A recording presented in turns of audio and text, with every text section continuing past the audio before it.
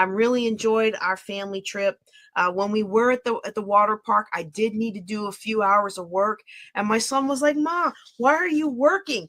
We're supposed to be on vacation." And I'm like, "I haven't worked in 6 weeks. I kind of need to put some time in, you know." And I really hope that everybody watching me, that one day you're going to be like, "Oh my goodness, that I can just structure my life and my business so that I can take that kind of time off and spend the time making memories with the family."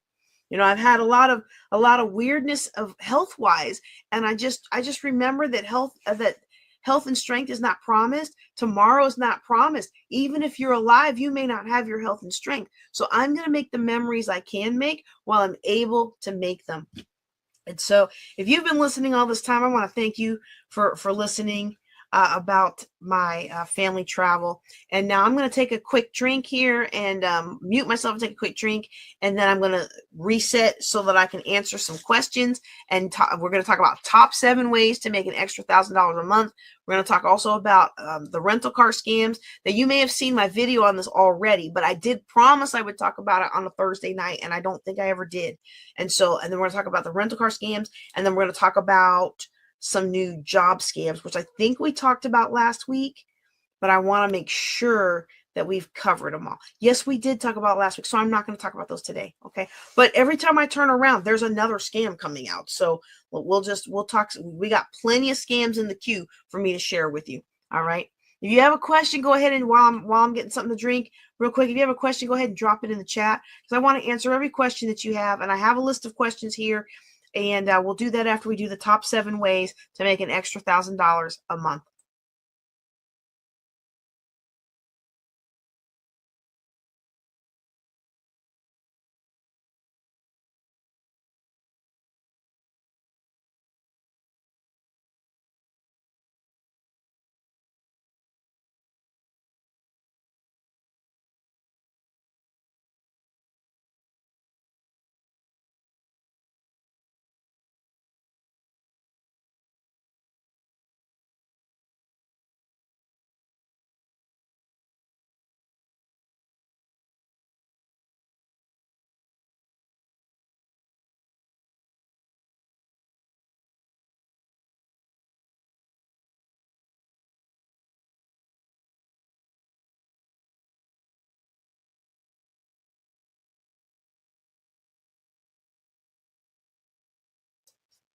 All right, everybody, I want to welcome you back to Ladies of Wealth podcast.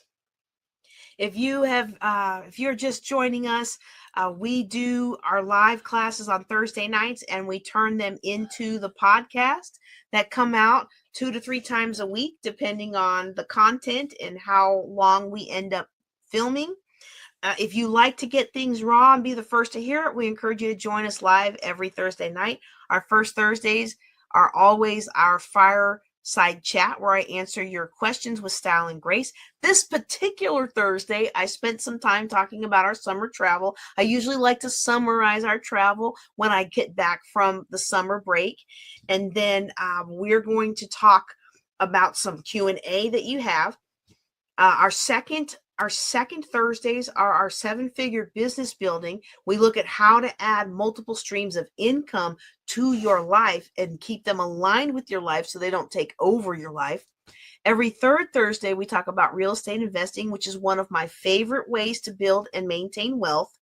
And then every 4th Thursday, we do our empowered entrepreneur. Who do you need to become to receive the things that you want out of life, to attract the things that you want out of life, and to stop repelling the things that you truly want out of life? And so that's always a lot of fun. Our fifth Thursdays are typically wild cards, and we hope that you can join us for all of the Thursdays.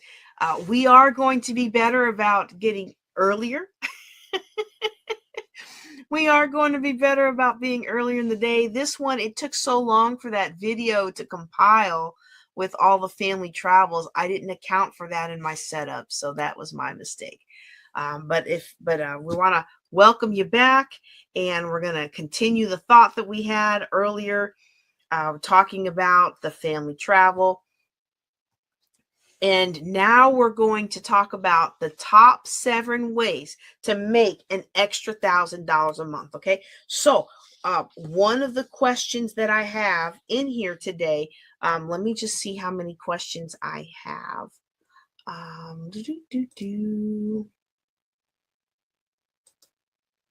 Okay. Yeah. Excuse me. Okay. So one of the questions that I have is, how can I make an extra $1,000 a month? Now, before I answer the question, how can I make an extra $1,000 a month? The first thing I'm going to ask you back as a financial planner and a financial coach is going to be why. Why do you need an extra $1,000 a month? Don't get me wrong. I think all of us would like an extra $1,000 a month. However, when we understand why we need what we need, or why we're pursuing the goals we're pursuing, it brings clarity as to the best way to accomplish that goal. So, for example, if you are deep in debt and you can't really seem to dig your way out of it without some extra money every month, that's a different skill set and a different path than if you are somebody who can make it every month, but you really would like to have some breathing room. Or that pathway, and that pathway is different for somebody who can make it, and you have enough extra to pay into investments and things like that. But maybe you want to start a business, or you want to travel, or you want to do something more fun with the money as opposed to living with the money. Well, then that's going to be a different path. So if you're looking for, how can I make an extra $1,000 a month so that I can pay down debt? My first question is going to be, can you afford to pay the bills that you have? And if you can't afford to pay all your bills, I want you to go to my YouTube channel and search for Pro Rata Plan. That's PRORATA, PRO-RATA. Pro Rata Plan that helps you prioritize your spending and stop the bleed, stop digging the debt hole much bigger, and find a plan, a proven plan that works to get yourself out of that debt. Even before we start making the extra money, you still have to make a commitment to stop making it worse. See, this is the missing ingredient that a lot of us have when it comes to money. The very first thing we've got to commit to when it comes to making money, lasting wealth building, is to stop spending more than we make. In fact, you might remember the great investor Warren Buffett. One of his big things, the secret to building wealth, is very simple. Spend less than you make and invest the rest. 100% of the time, that plan works for 100% of the people who work that plan. And so we want to stop digging the hole deeper. We want to stop growing in debt, and we want to take action aligned with our commitment to only spending what we have. And if you don't have enough, then you don't pay enough. We're done with the days of robbing Peter to pay Paul, because at some point, that is going to be a day of reckoning, and it's going to make life worse. We don't want to make life worse. We want to make life better. Okay. And so then if you can pay your bills and you need an extra $1,000 a month, I'm going to share the top 7 ways that I recommend. Okay. But before we get to that, if you make enough to barely pay your bills, okay, but you have a lot of debt and you feel like, I can't dig out of this debt because I can barely pay my bills, well, then we sit down together and we look at your wealth management. How are you managing the resources that are provided to you? I have had people making over $100,000 every month who were broke. I have had people making only $400 a month who were living a full life. It is not always about what you make. It is about how you spend what you make and the resources that you reach out to, or support system that you build around you when you don't have what you should have, or you don't have what you want to have, or you don't have what you need to have. But every step of the way, you got to stop spending more than you make. Okay. Now, if you're looking to make an extra $1,000 a month because you need some breathing room, you're out of debt, you're making it, but you're kind of paycheck to paycheck. And you kind of feel like you work so hard. I ought to be able to take a trip sometimes. I ought to be able to have a little control. I ought to be able to take a day off or relax a little bit or buy myself something nice. Again, we're going to look at your spend plan. Oh, nobody wants to dig into the spend plan, but generally speaking, if you have never gone through the process of prioritizing your spending and really writing down your spending and comparing month to month what you said you were going to spend versus what you were going to spend. Wait, let me just back that up even. How many of us, how few of us, very rarely do we ever actually plan our money before we get it? That's one of the biggest keys to spending less than you make, is planning your money before you get it. Now, one quick thing I want to mention on the debt. If you're trying to get out of debt, you're trying to pay down debt. If you are, how do I want to say it? A lot of debts can be negotiated. And a lot of debts don't have to be paid right this moment. Oh, they make you feel like it. Oh, they send you these nasty emails. They send you these nasty texts. If you get them on the phone. I remember one time, this one bill collector, they had me in tears. And my Philip's father takes the phone and he tells them to leave his wife alone. And they were like, what kind of man are you that doesn't pay your, they lit into him. And they started having a match. Their whole point is to get you all up in your feels, and you'll do anything to stop the pain. And in order to stop the pain, you'll find a way to pay them. You may not be able to pay your rent tomorrow, but at least they got their money, and that's all they care about. They don't care about the fact that your children need a place to sleep. So when you're in that kind of a situation, it's very important to prioritize your spending and make sure that what gets paid is the things that need to get paid, and they get paid first. Your housing, your basic food, your basic transportation, basic clothing, things like that get taken care of first. Your housing and your utilities, so you have a place to live and you have food to eat and you have transportation to work, right? You make sure those things are taken care of first, and then we worry about everybody else, okay? So going back to the person with the breaking even. So maybe, excuse me. And again, if you are listening to me as part of the podcast, and then you came to watch the full video because you wanted to see all the fun pictures from the travel, and you're like, wow, she has so many starts and stops that get edited out of the podcast. Why, yes, I do. That's why the podcast is not just a chop of. That's why the podcast doesn't just magically appear the day after all of these, because there's a little bit of editing to overcome my faux pas. Anyway, so if you need an extra $1,000 a month because you can pay your bills, you're not in debt, you can pay off. I'm not a big fan of credit cards, but if you've got one, you pay it off every month. It's not that you can't pay your bills. You just want to have some breathing room left at the end of the month. You want to have some extra money to save up for a special trip or a special birthday dinner, or you just want to be able to take some time off and not be worried that you're hamstringing your financial future. Like you feel like you work so hard. You shouldn't be this broke. You should have something for how hard you work. And I understand exactly how that feels. And if you're in that situation, I'm going to share with you my top 7 ways of how to make an extra $1,000 a month fairly quickly. However, I am going to say, let's look at that spend plan. Let's look at what you're doing, and let's look at prioritizing. One of the key ingredients to that spend plan, y'all, you already heard me say it before. I'm going to say it again. Chart out what you're going to spend before you get the money in hand. Give every dollar a name. Give every dollar a job. Control your money so that you are in charge of your money. There's a phrase that that Dave Ramsey likes to say, and I guess, what do they say? You use it 3 times and then it's yours. And he likes to say, tell your money where to go instead of wondering where it went. Well, I'm telling you today, tell your money where to go instead of wondering where it went.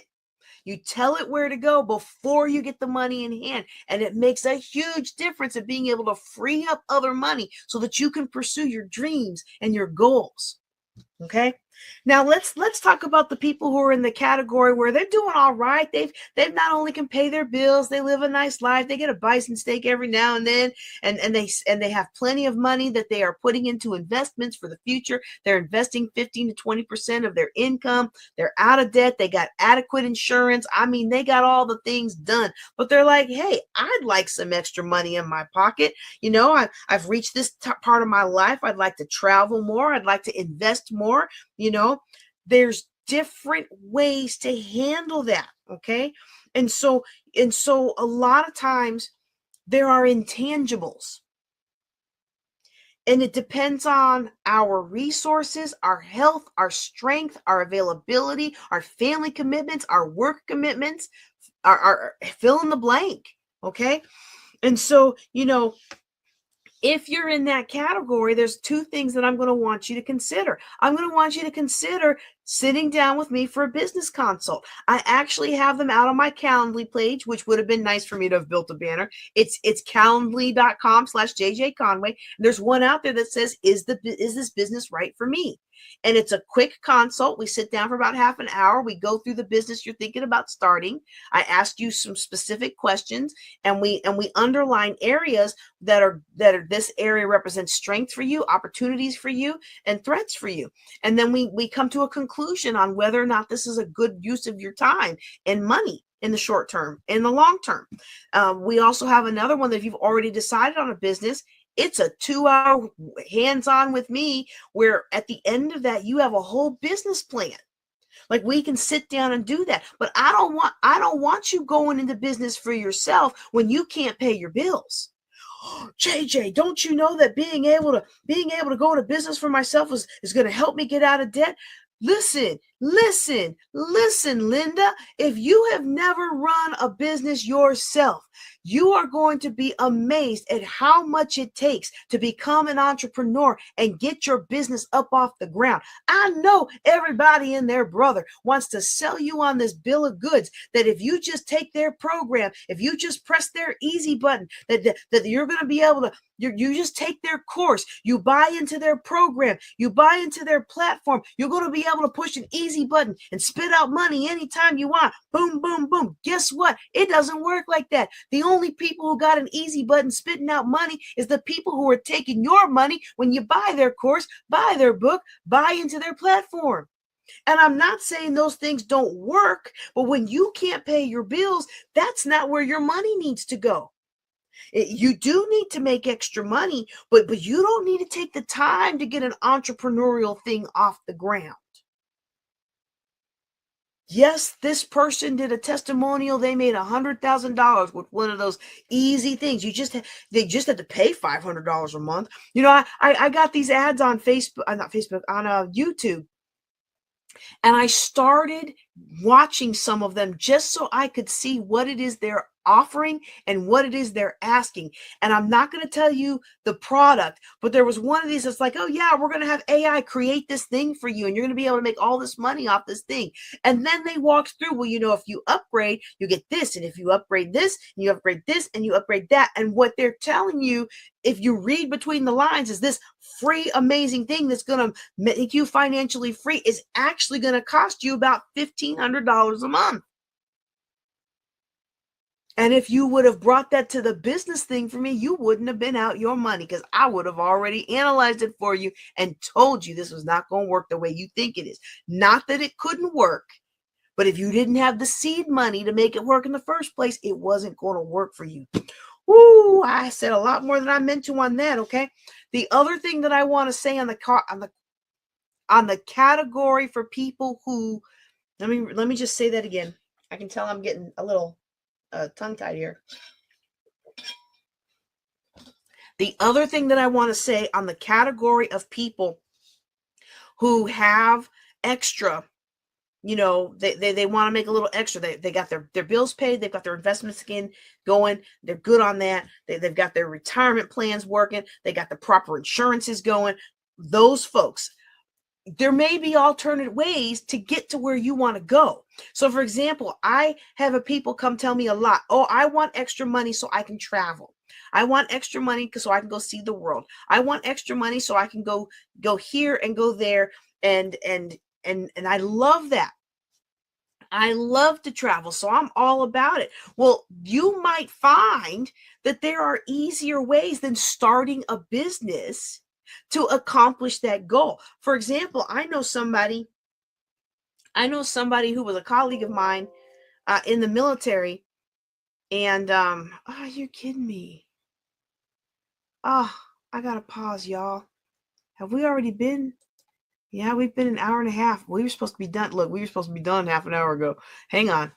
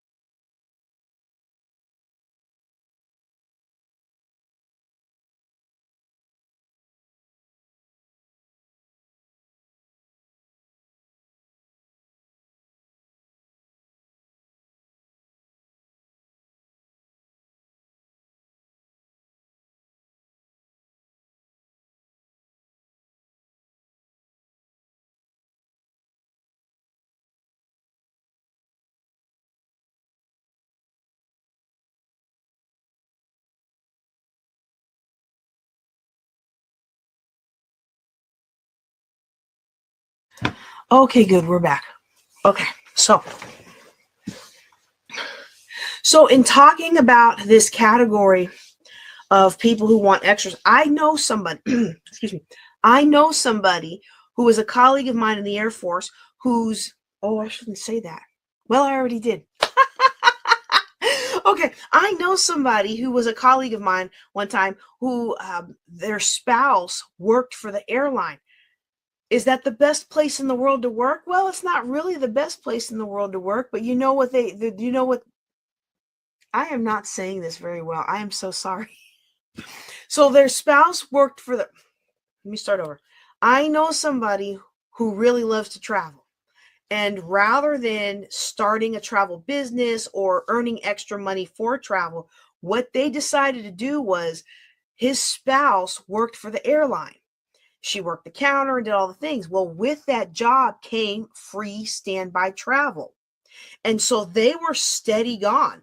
Almost every weekend, they were gone to some other place, and they would take long vacations and things like that, as much as you could earn working as a government worker. But they would take vacations and never paid for. And so there may be other ways to get what you want once you quantify why it is you want what you want. Another example of that is someone who wanted a really, really, really big house. And when you ask, well, why do you want a really, really, really big house? Well, I want to have a house that has enough room for all of my children and their children. Well, why do you want a house that has enough room for your children and their children? Well, I think it would be fun for all of us to live together. And I'm like, this was not my client. This was not my client. This was one of my mentor's clients. I was just kind of like, but really, when it came down to it, what this person really wanted was they wanted to make family memories. And you're not, I mean, you could, but what a more effective thing rather than buying this humongous mansion with your kids. How about take that money and put it into family trips? Okay. So it's important to understand why we want what we want, because sometimes the what we want is incongruent with the why, or sometimes the what we want could be better done. That's not how I want to say it. Sometimes what we want, I want an extra $1,000 a month, answers a need that could be better answered another way. That's a better way to say it, right? Yeah. Okay. I like that. All right. So with that said, top 7 ways to earn an extra $1,000 a month if you really needed to. Number 7, and I was really surprised that this made the list. So this is not my list. This is not my list. This list comes. I forgot to write down the source, y'all. Well, we'll have to find it and put it in the show notes, okay, when we turn this into the podcast. The number 7 in the top 7 ways to earn $1,000 a month was donate plasma. I honestly didn't know you could still do that. I don't even know if I'd want to do that. I just really don't trust medical anymore. I mean, I trust them when I need to, and I pray. But yes, donate plasma. The next one on the list is pet services. So pet walking, pet watching, pet sitting, either day to day or on vacations. Also, y'all have heard me talk about this before. It did not get mentioned in this list, but because I've known people who have done this, I am adding it to this pet services, and that is out of people's yards. People pay big money to not have to step on poop when they go out to barbecue in their backyard. And they will pay you to literally go out there and scoop the poop out of their yard, however often they want you to do it, okay? I know people who have literally stopped working for anybody else and just pay their bills and are financially secure off of pooper scooping. Okay, number 5 on this list is of ways to earn, top 7 ways to earn an extra $1,000 each month is to mow people's yards. And I thought it was really neat because I would definitely pay somebody to mow my yard if I didn't have Mr. Man mowing our yard, right? Because I can mow my yard, but my time is better spent. Listen, for the job that I would do, and the time it would take, my time is so much better spent paying somebody else to do it, right? So mowing somebody's yard.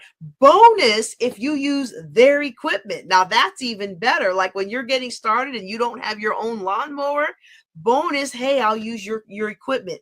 Okay, if you're going to start mowing people's yards, and if you're going to tell your kids or your teenagers or your young ones, your young adults to start mowing people's yards, remind them to watch out for the sprinkler system, okay? Okay, because you don't want to eat up all your profits replacing sprinkler parts.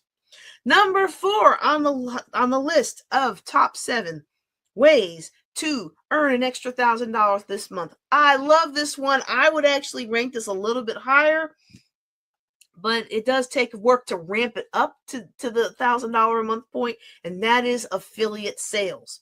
The thing about affiliates, y'all have heard me say it millions of times, but in case you're new to me, I want to make sure I say it today. I do not believe in paying for affiliates services unless you are paying money you would spend.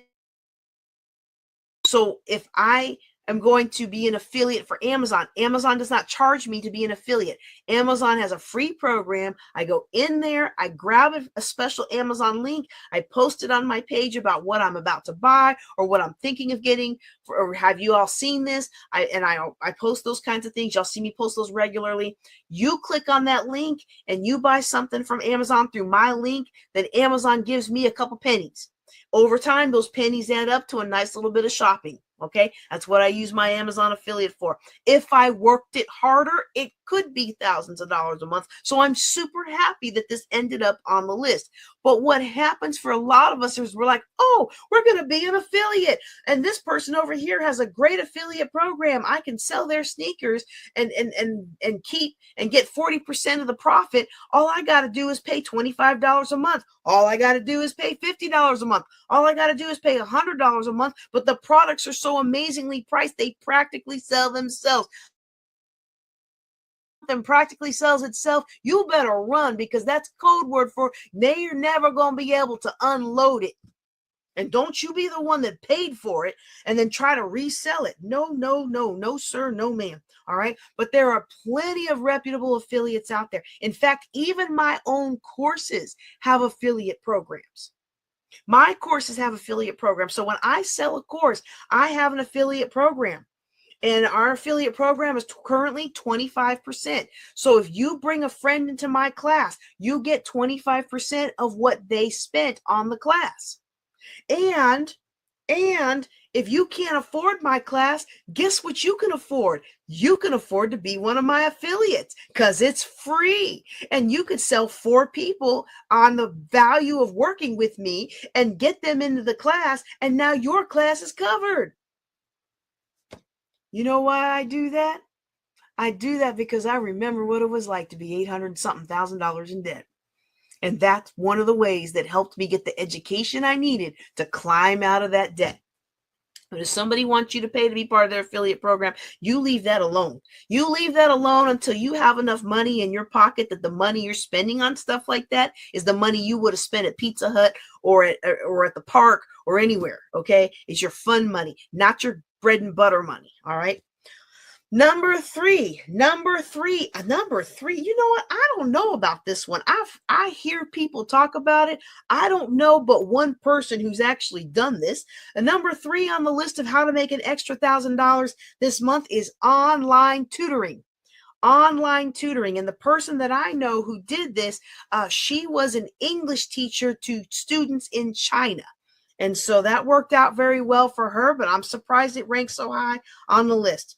Now, number 2 is overjoys my heart to see it on the list. They did not call it this. I forget what they actually called it, but when I wrote this or when I created this, I changed it to what I know it as, which is picking, because they had some long descriptions and I kind of narrowed them down, right?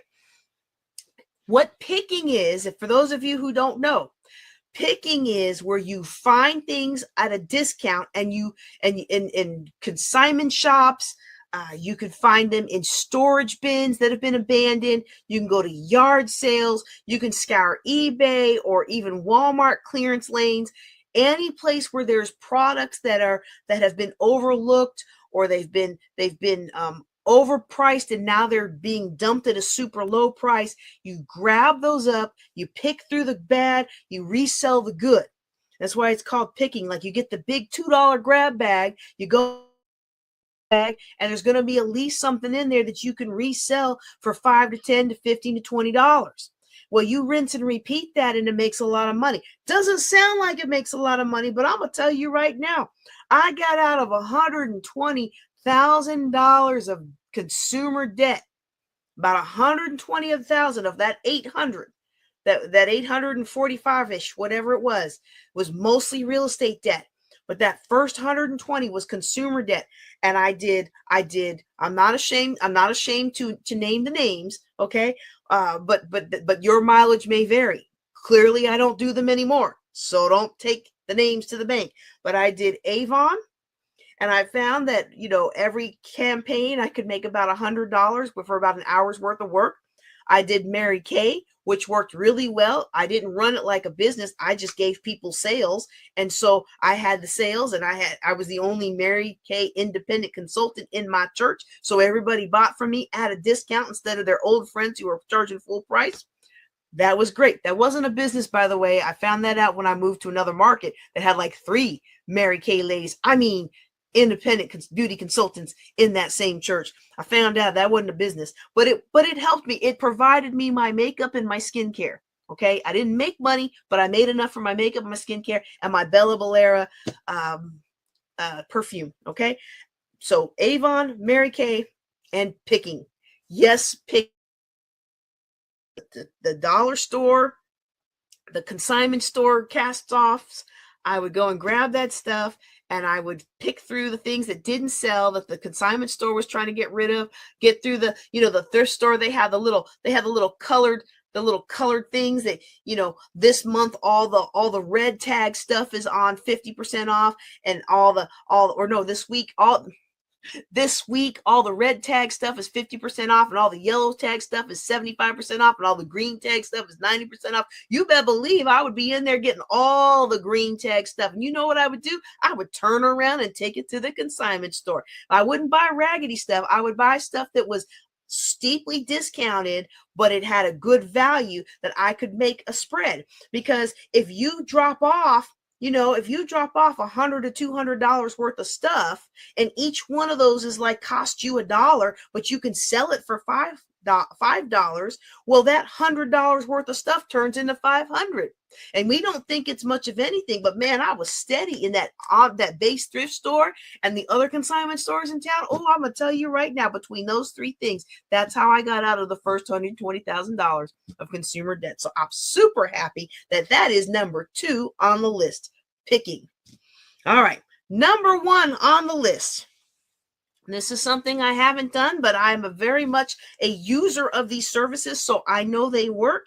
I also know that some people don't get treated very well with these services, but when you find people that do treat well, you can really make some money. And I say that because you can choose which jobs you take, and that is delivery services. Okay, so Instacart, DoorDash. Some people would lump in things like the car driving services because you're delivering people. But I have seen a lot of people complaining about that in smaller markets. Okay. So if you're in a larger market, I would add in not just delivery services, but also people delivery services. So your Uber, your Lyft. There's a couple of new ones that are out there. I mean, they have delivery services now for all kinds of things. Like if you want one that's all women, if you got some that are this, they got all that. They got all the things. It's in larger markets. But if you're in a rural market like I am, a lot of people don't find the Uber and Lyft and like services. What do they call them? The ride shares. That's what they say. They don't find the ride shares to be that profitable, but the DoorDash and the Instacart and all that kind of stuff has been fairly profitable for people, and you can choose. And so when you have an opportunity to choose, go ahead and choose. I don't ever wait too long for my stuff. And you know why I don't think I wait too long for my stuff? I think people know that I tip well. And when they see my address pop up, they're like, "Ooh, I'm grabbing that one." I mean, I don't use all those things that often, but they do provide us a convenient service, especially when I have these classes. It's a little too late for me to eat now. Woo, y'all, it's after midnight. But there have been a time or two where it's like, you know what? I know I'm going to be teaching till late, and I'm not going to feel like cooking me no dinner. I'm going to go ahead and get it. All right, so that's our top 7 ways to make an extra $1,000 a month. Okay, I'm going to go ahead and summarize them. Donating plasma, pet services such as pet washing, or pet services such as pet watching, pet walking, or pet cleaning up aftering, mowing yards or other lawn services, affiliate marketing, online tutoring, picking, and delivery services. And so if you need help getting any of those kinds of services set up, then I encourage you to join me in my group coaching, which you can get at jjclink.com. That's jjclink.com/group, and you can join our group coaching. It's every first Tuesday at 11 a.m. Central. And if you can't make it and you send in your question, I will answer the question and send you the link to the answer. Okay. And so that's our top 7 ways to do that. All right. Let's see. Let me take another pause while I grab my other questions.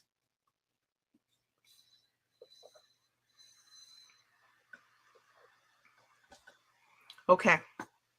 I've got 2 questions that are very similar. Okay. I've got 2 questions that are very similar. So I'm just going to, let's see. The first one is, how can I speak to a financial advisor about my net worth without signing up with them? So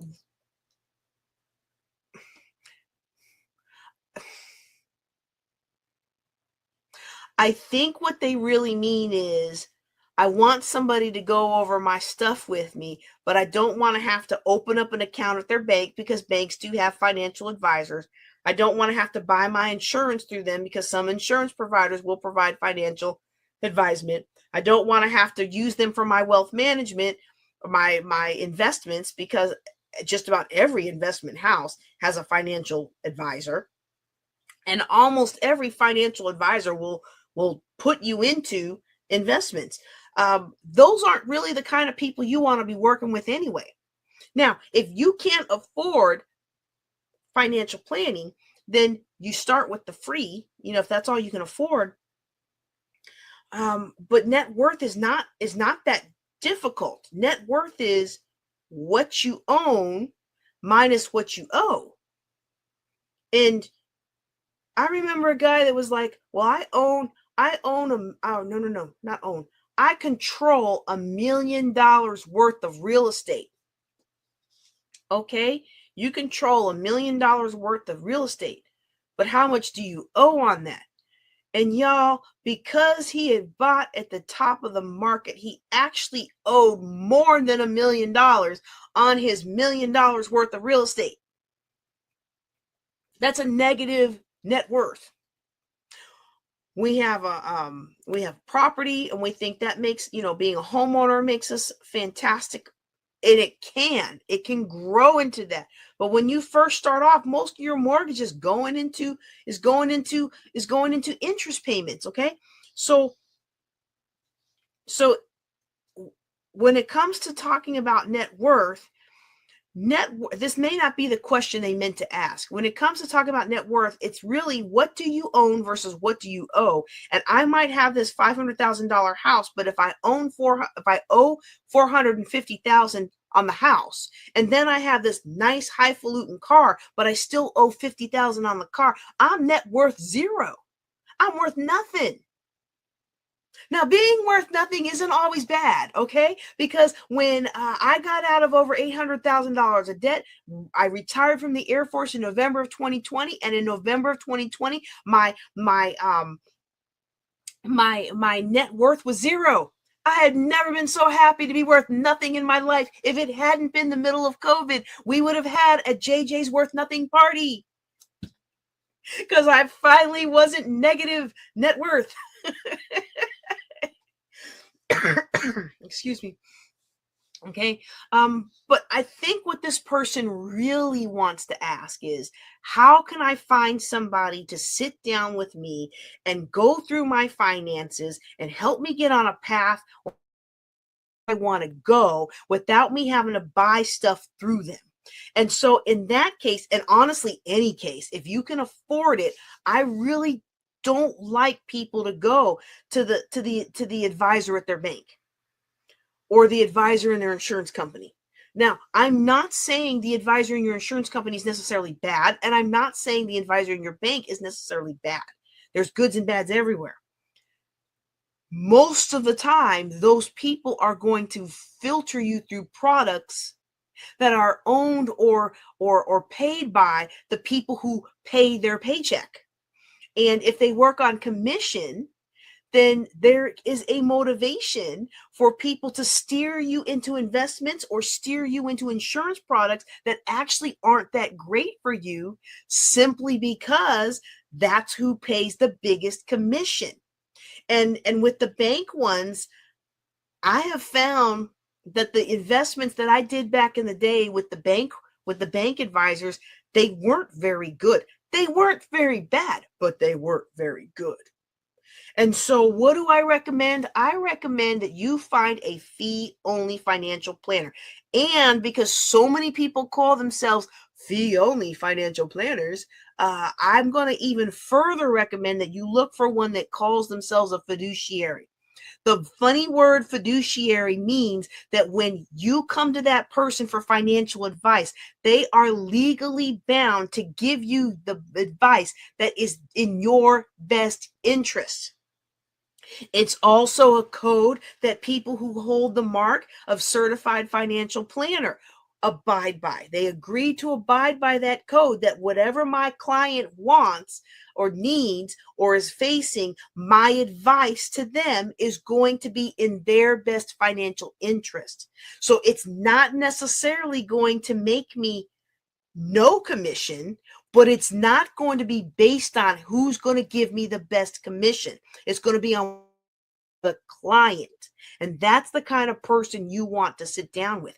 Now, I offer, and I'm sure many others do, I offer a 30-minute free consult, and you can book that at another banner I probably should have pre-built before we got started, because I haven't given it to you in so long.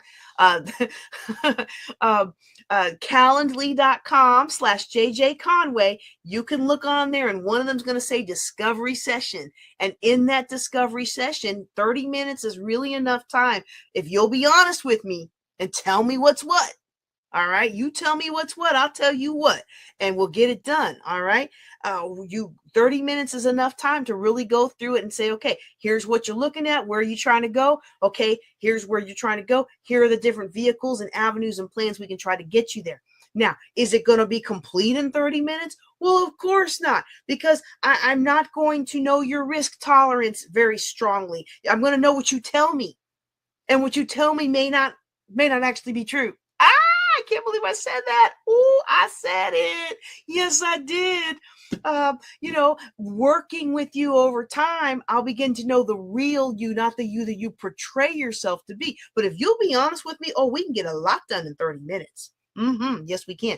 And then you may not be able to build enough rapport with somebody in a short consult. So maybe you buy an hour of their time. Maybe you buy 2 hours of their time. But once you do that, you're not beholden to them for executing the plan. I create plans for people, and I purposely am not licensed to sell stuff, because keeping track of what I can say and can't say and all the regulatory blah, blah, blah just makes my head hurt. I'd rather refer the business. And I do. I refer the business. I create the plan. I create the plan. Look, we need to do this estate stuff. You need to do this insurance stuff. You're undercovered over here and you're overexposed over there. And we do all of that. And we set it out in the plan. And then here's a list of trusted professionals, if I have them in your area, or people that I know that work online. Here are people that can help you do the thing. Okay. And you can make the choice on whether or not to do the thing. And usually for most people who come into my ecosystem, most people, if your net worth is 2 million or less, you can execute a lot of this stuff yourself. Okay. You're gonna want to, never mind. I won't go into the deep details, but that's what I would recommend if you're looking for somebody with you about your net worth. Maybe you're looking for them to really discuss, like, your future planning. Here's where you are today, but here's where you want to be in 20 years. How do you get there? What are the avenues? I'm a big believer that it's never too late. We can always find a way to achieve our financial goals, but you just may not like it. I had somebody call me, and it kind of hurt my heart, because I actually really liked this person, and I hated for them to not be, friendship mode anymore. But I had somebody ask me, they booked some time with me. So I thought it was cool. Okay. I appreciate when friends pay me, right? Because I don't ever go up to a friend and say, hey, can you spend your time and your business resources doing your business for me, and then I'm not going to pay you? I don't do that. Now, I might ask, will you sponsor this event? Will you donate your time to this event? But I'm not going to do that for me. I'm going to ask you to do that for the veterans. I'm going to ask you to do that for the children, but I'm doing that too. I think that's different.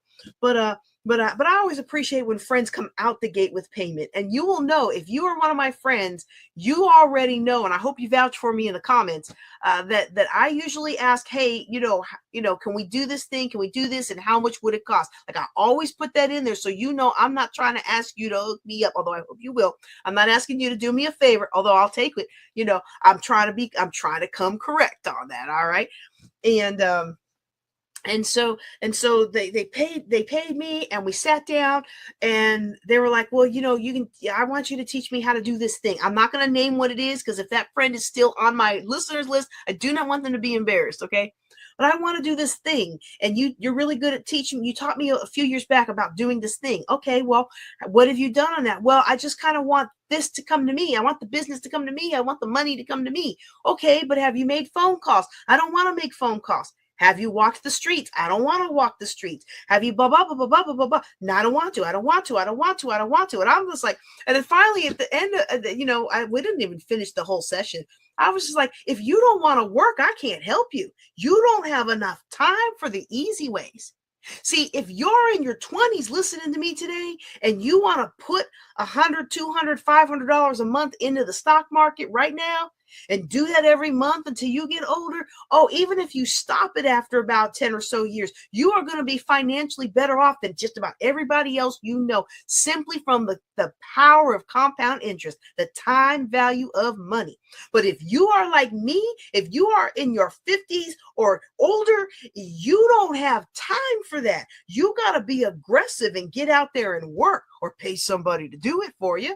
And so I'm just like, well, I can't help you. To get from here to here, where you gotta want to go, takes doing a little extra, because we weren't willing to do the extra when we were young. Am I speaking to anybody here today? Is there anybody else out there today who did not follow sound financial principles when they were young, and now they're like, oh, maybe I should have listened to the people who tried to tell me how to manage my money when I was young? Well, you can still be financially independent. I have seen people become financially independent in as little as 3 years, most averagely 7 years. I've seen it with my own eyes. I know these people. I can reach out and touch them. But it takes some work. It's not a set it and forget it easy street. Set it and forget it easy street, that was in your 20s and 30s. All right. Now, if you're in your 20s and 30s and listening to me right now, you better do this right now. Listen to Auntie. Take that money, instead of putting it on video games and Pizza Hut. And I shouldn't dog out Pizza Hut, because I actually like Pizza Hut, McDonald's, whoever else. Stop feeding your body with food that's not good for you, and feeding your brain with stuff that's not good for you, and put that money in the stock market. I know. They're not going to listen to me because I said that too mean, but that's okay. At least I got it off my chest. All right. So anyway, to answer the original question, my suggestion is to find a fee-only planner and pay for the hour or two of their time. They will be focused on you, and everything that they advise you to do is going to be in your best interest. Now, I do need to make sure you understand there is no requirement to call yourself a financial advisor. Some states have regulations on what people can promise or not promise, but most markets, anybody can call themselves an advisor. Now, you can't call yourself a certified financial planner without earning the mark. You can get in trouble for that.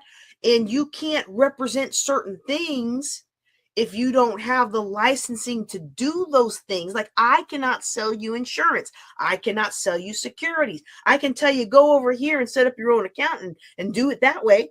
But I can't sell you those things. And if I tried to, I could get in trouble. And I don't feel like getting in trouble. I am too cute for jail. All right. So, but that's what I recommend. And if you have a significant amount of net worth, or you have big dreams and big goals, don't entrust your big dreams and big goals to somebody who's just been frittering away their life. Don't entrust your big dreams and your big goals to somebody who's living small and playing small.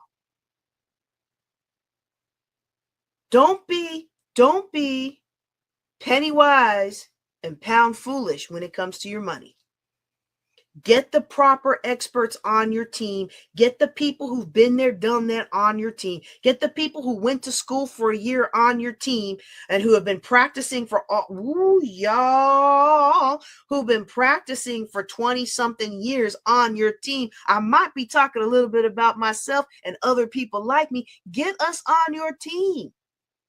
We are well worth our money. And you will be too. Ooh. All right. You're worth it. You're worth it. You're worth it. Okay. Now I have a similar, I said there were two questions that were similar. The other one is how can I get financial advice when I'm broke and in debt? And this question is really near and dear to my heart because I remember being broken in debt. Now, the first time that I was in debt, it seems like such a small number now, but the first time I was in debt, and I graduated from the Air Force Academy in 1997 and had $8,000 of debt. And that doesn't sound like much in today's dollars. One of the most humiliating things that you will ever have is when you are trying to set up your first apartment and you've got your buggy loaded with plates and towels and all kinds of things at the local Kmart, and across the loudspeaker you hear your name and they are asking you to come back to the service desk because your credit has been denied. Yes, they said it over the loudspeaker. And I went back there in shame, hoping that none of my new none of my new co-workers was in Kmart at that time to hear it. Ooh, I go back there and I find out that $8,000 of credit that from the wedding and the honeymoon and some other things, plus back then, your credit was tied to your spouse's credit. Especially as a woman, your credit was tied to your husband's credit, and my ex-husband's credit wasn't too good. Okay. And all the debt that we took on for the wedding wasn't good either. Okay. And so I go back there and they give me this letter that says, here's why we can't give you this. Your credit is too poor. I don't even remember if they gave me a number or what, but it was just the most humiliating day of my life. I go back to, well, at that time, okay. I go back to my apartment and I sit there with nothing. I'm a second lieutenant in the Air Force, making more than my parents put together made in my first paycheck, with nothing in my apartment because I had no money. I hadn't gotten paid yet. And yeah, I remember what it was like. And so I hear this channel, this Christian channel. I just given my life to the Lord. I was listening to all the Christian channels, and I fell upon a show called Money Matters. And Larry Burkett would talk about these different money strategies and best practices. And I called him up, and I'm like, I would like the course on how to get out of debt. And it was an $8 cassette tape program, y'all. I couldn't even afford the $8 cassette tape program. And so the young lady on the phone said, well, let me talk to my boss. And she comes, so this was 97. Yeah. She comes back on the phone. She says, well, Mr. Burkett said you can have the class, but you have to promise to teach somebody how to get out of debt with his stuff once you get out of debt. And y'all, I listened to that cassette tape program and listened to that cassette tape program and actually did what it said. And a year and a half later, I was out of debt. And I did exactly what I promised. In 1998, I had my very first financial coaching client using the cassette tape program from Larry Burkett. And I've been helping people get out of debt ever since 1998, y'all. Oh my goodness. And so that was the first time that I got out of debt. Now you would have thought because I had the education, I wouldn't have got back into it, but I did because life happened. And sometimes you let people into your life that don't agree with your financial principles, and life happened. I'll just leave it like that. But a lot of it was real estate debt. I used to be a big fan of real estate debt because everybody that I knew back then who had made it wealthy and financially independent with real estate had used other people's money. They had leveraged debt for their real estate. Well, that was all leading up to that big crash in 2008 or 9 or whenever it was. And none of us in our generation had seen a crash like that. Like all the older people, I mean, the more mature people, they had seen it. And you would see this in the Money magazine and the Entrepreneur magazine. You would see all of these people who were at the height of the market. They were selling their property and renting somewhere and sitting on all that cash. And sure enough, and I remember thinking to myself, why would you do that? Real estate always goes up.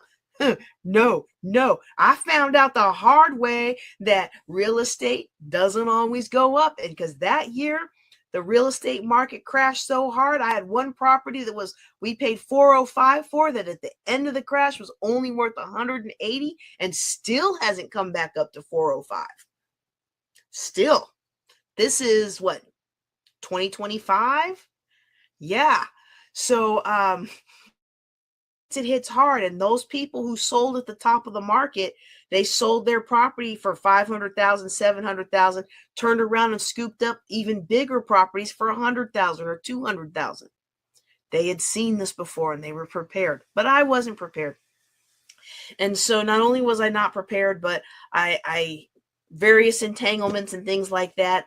I come home from a deployment and find out that all my stuff has been maxed out.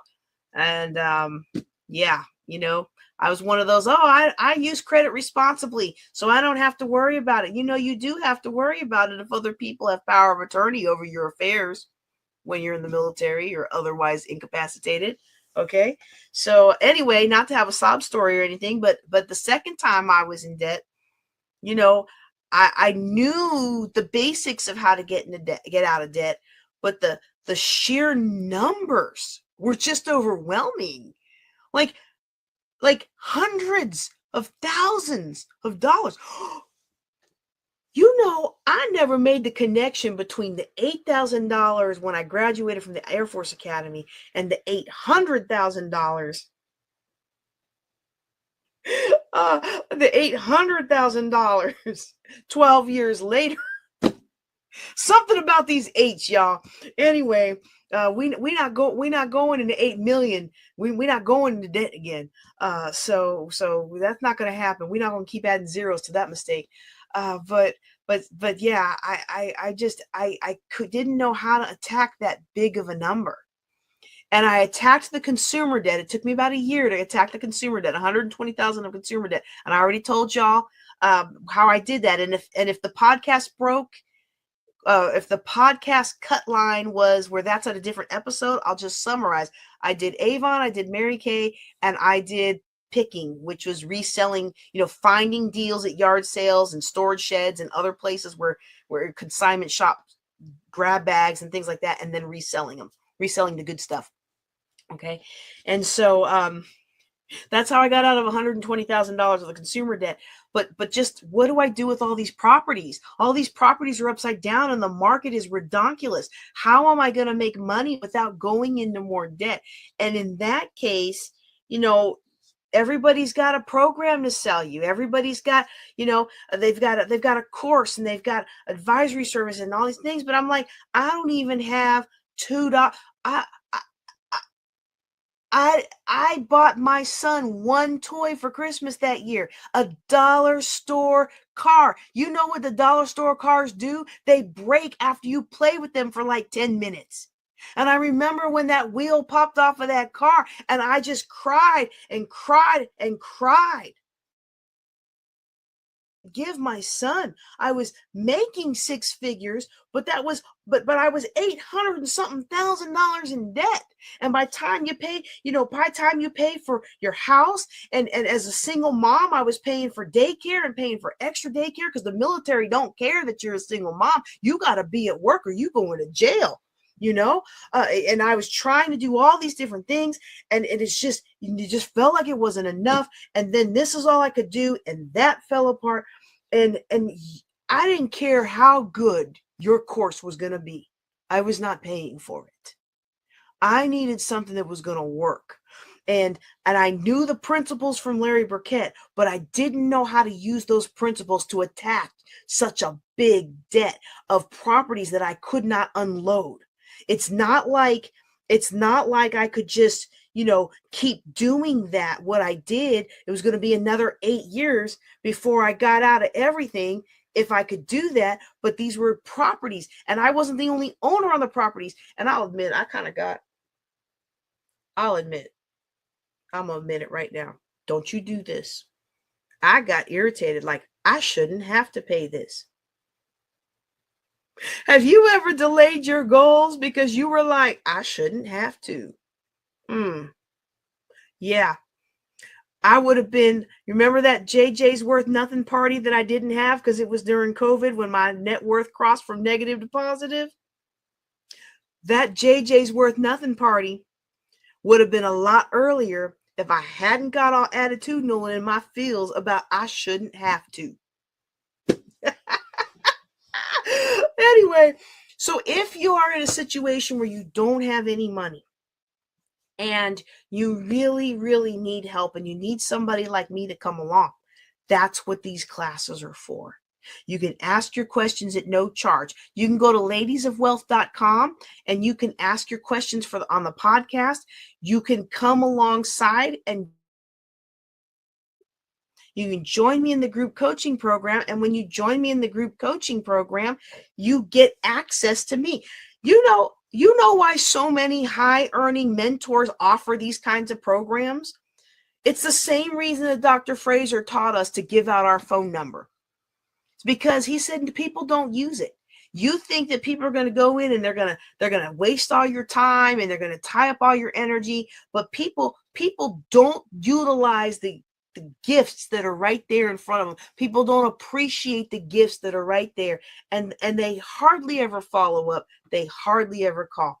If you are in debt and you need somebody to help you, be the exceptional person that will take advantage of the things that I'm offering. Get on these Thursday night classes. We're starting back up for a new semester. Get on these Thursday night classes. Ask your questions. Get on that group coaching call. Ask your questions. And you will be able to get out of debt. Now, if you prefer learning from the safety of your own home, I am going to recommend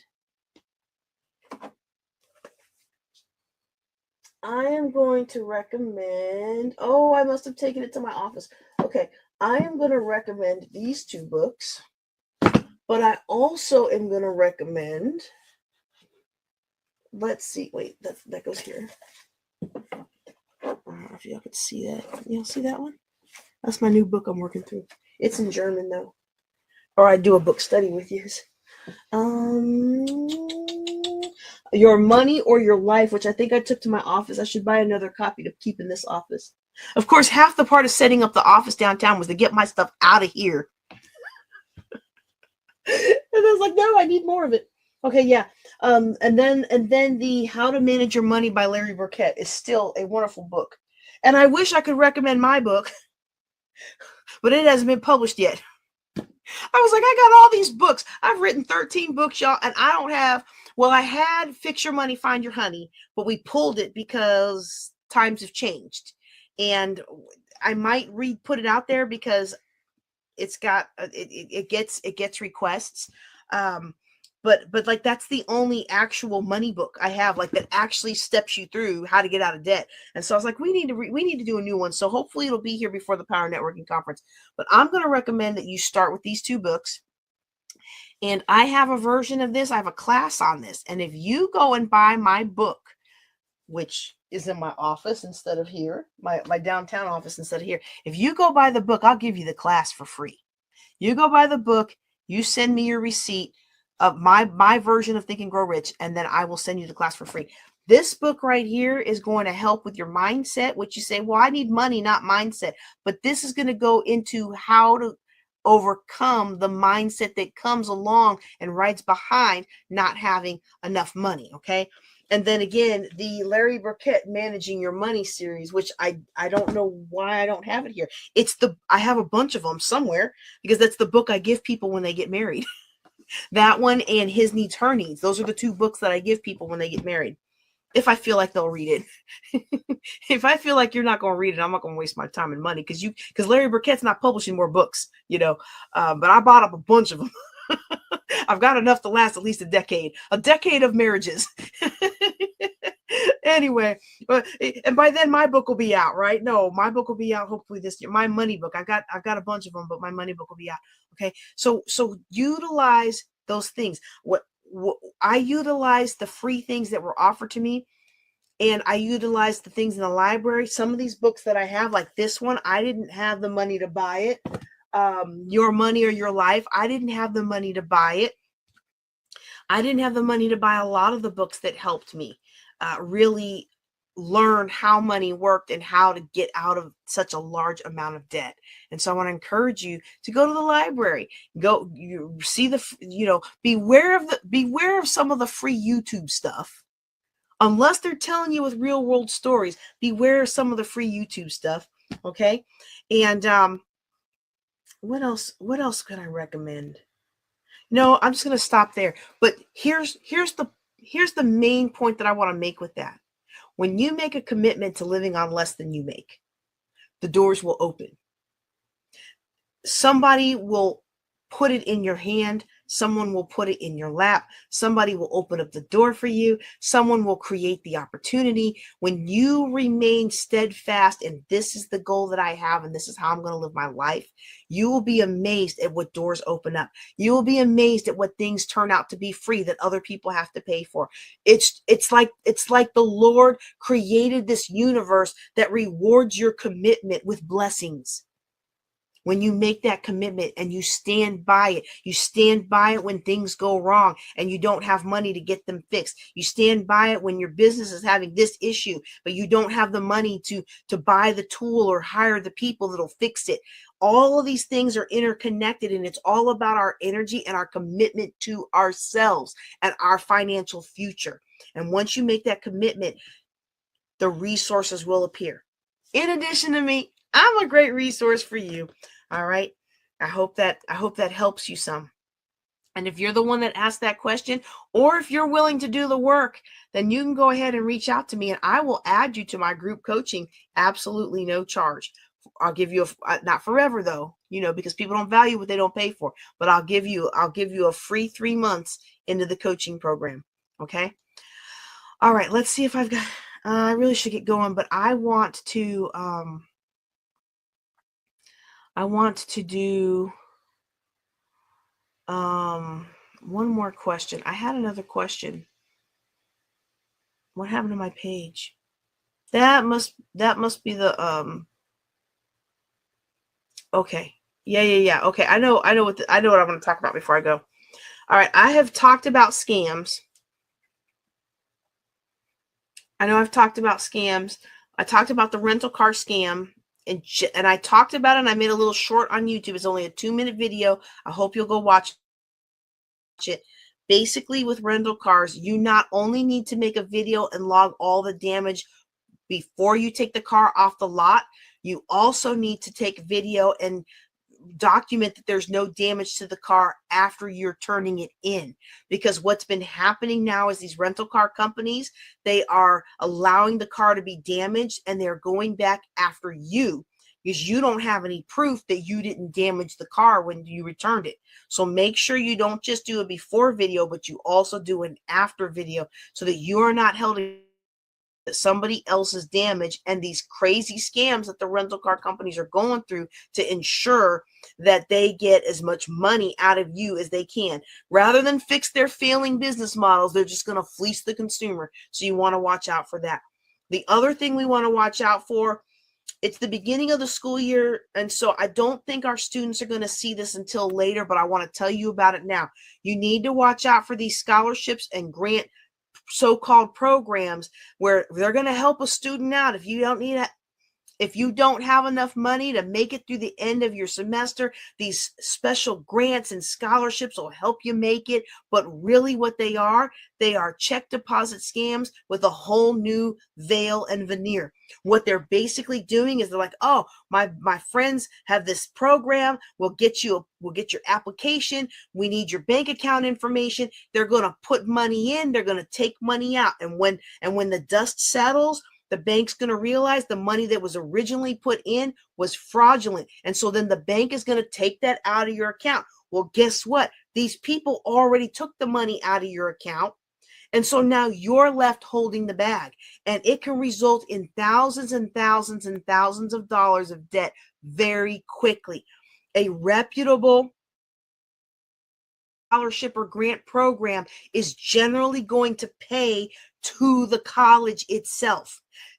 Even if they pay you, they are not going to ask for your 2FA codes, your 2FA codes. They're not going to ask for your online banking password. So don't ever give those out unless it's your mama and you trust her not to steal off with your money. All right. Okay, I think that's enough for one night. I appreciate those of you who've been on to the end. I know that I took a lot longer than I intended to talking about the family trip, but you could see the joy on my face and how much fun we had. It was such a great time, and I'm glad that you were here with me. I hope the questions that we've answered have been don't see any questions in the comments, and it is 1 a.m. So I'm going to go ahead and sign off, y'all. Thank you so much for listening to us. Thank you so much for watching or listening to us on Ladies of Wealth podcast. You can ask a question anytime anonymously or provide your contact information at ladiesofwealth.com. You can do written questions and comments and feedback, and you can also do voicemail. And if you do voicemail, we'll include it when I answer your question, so it'll be your voice will get to be on the podcast. All right. That's all I've got for you today. Y'all take care and be blessed.